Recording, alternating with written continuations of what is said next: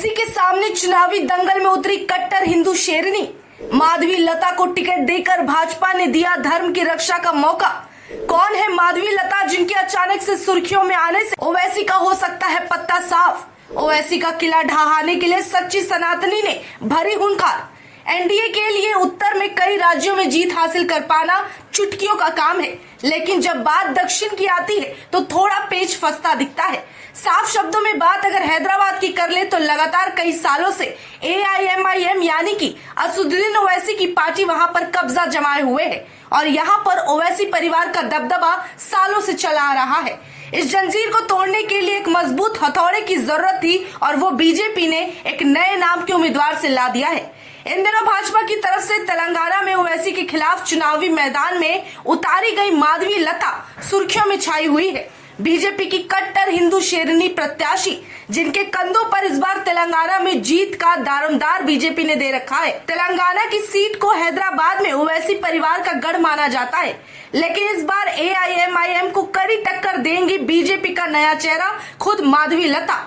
साथ ही बता दें, बीजेपी के अलावा खुद माधवी लता को भी भरोसा है कि ओवैसी का गढ़ जिस मिट्टी से बना है उसे तोड़ना उनके लिए बेहद आसान है। यही वजह है कि डंके की चोट पर माधवी लता कहती है कि ओवैसी जी की अब छुट्टी होने वाली है, क्योंकि तेलंगाना में 13 को बीजेपी आ रही है। गलियारों से लेकर अब खबरों तक माधवी लता की चर्चाएं तेज हो रही है और हर तरफ उनकी पोस्ट कट्टर हिंदू शेरनी के नाम से लगाया जा रहा है। अब बात कर लेते हैं कि आखिर माधवी लता है कौन और अचानक से बीजेपी ने इन्हें टिकट क्यों दिया। दरअसल माधवी लता एक क्लासिकल डांसर और साथ ही इंसानियत की मूर्त है। करीब 20 साल से वो तेलंगाना में जनता की सेवा कर रही है। अगर कोविड के वक्त के बुरे दौर को उठा ले तो उस समय भी माधवी लता ने डटकर लोगों के लिए काम किया। इतना ही नहीं, हैदराबाद के कई पसमानदा मुसलमान महिलाओं के लिए वो अक्सर खड़ी रही है। यानी कि माधवी लता की नींव धर्म के अलगाव से ज्यादा मजबूत है। माधवी लता सोशल वर्क में जुटी रहती हैं और शहर के कई NGO और हेल्थ सर्विस ऑर्गेनाइजेशन के जरिए गरीब परिवारों को सुविधा देने का काम कर रही हैं। इतना ही नहीं, माधवी लता लता माँ फाउंडेशन और लोपामुद्रा चैरिटेबल ट्रस्ट की प्रेसिडेंट है और अब तक उनका कोई पॉलिटिकल बैकग्राउंड नहीं रहा। उनकी चर्चा तब ज्यादा बढ़ गई जब बीजेपी ने उन्हें टिकट देने की बात फाइनल कर दी।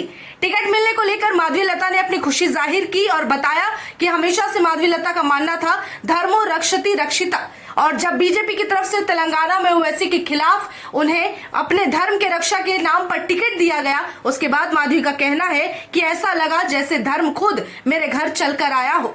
मेरे लिए सौभाग्य की बात है, मुझे बीजेपी से टिकट मिला और देश भर के सनातनी ने मुझे इस काबिल समझा कि देश के एक प्रांत में धर्म की रक्षा कर सकूं।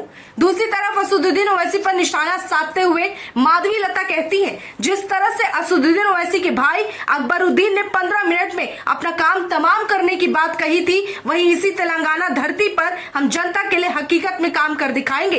अगर मैं हिंदू हूँ फिर भी मैं पासमानदा मुसलमान बहनों के लिए काम करती हूँ। हिंदू हूँ उसके बावजूद भी मदरसा में पढ़ने वाले गरीब के बच्चों को खाना खिलाती हूँ और कहीं न कहीं माधवी लता द्वारा समाज में लोगों के लिए किया गया निष्पक्ष भाव से काम ही उन्हें इस मुकाम तक पहुँचा पाया है।